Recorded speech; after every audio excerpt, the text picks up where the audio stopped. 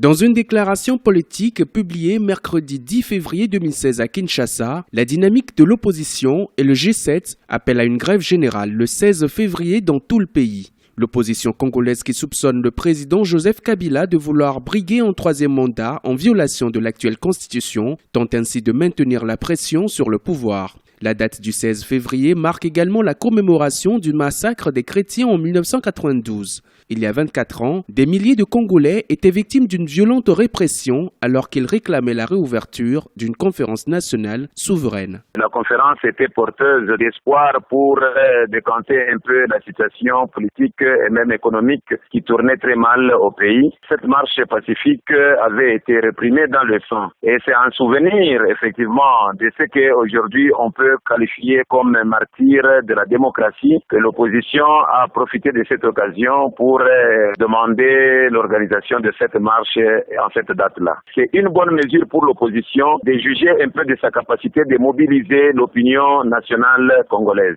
L'opposition congolaise accuse surtout le chef de l'État, dont le mandat s'achève à la fin de l'année 2016, de tout faire pour retarder le processus électoral. Le 16 février sera donc décrété ville morte à Kinshasa, mais aussi dans tout le pays. Pour les protestataires, cette opération devrait faire plier la majorité au pouvoir tout en évitant un scénario d'affrontement avec les forces de sécurité. Les dernières manifestations se sont soldées par des face-à-face avec la police, faisant plusieurs victimes et des arrestations. Dans le contexte congolais actuel, en tout cas, le consensus est très loin d'être réalisé entre, d'une part, le camp de la majorité et de l'autre, le camp de l'opposition. L'Église au Congo, particulièrement l'Église catholique, avait aussi déjà en son temps prévu des manifestations. Mais il y a peu de temps que l'Église est revenue encore sur sa décision, demandant maintenant à ses fidèles d'observer beaucoup plus la méditation et la prière parce que l'Église était en train de craindre que ces marches ou bien ces manifestations pouvaient être réprimées dans le sang. Depuis 1992, les manifestations commémoratives du 16 février sont organisées par la communauté chrétienne congolaise.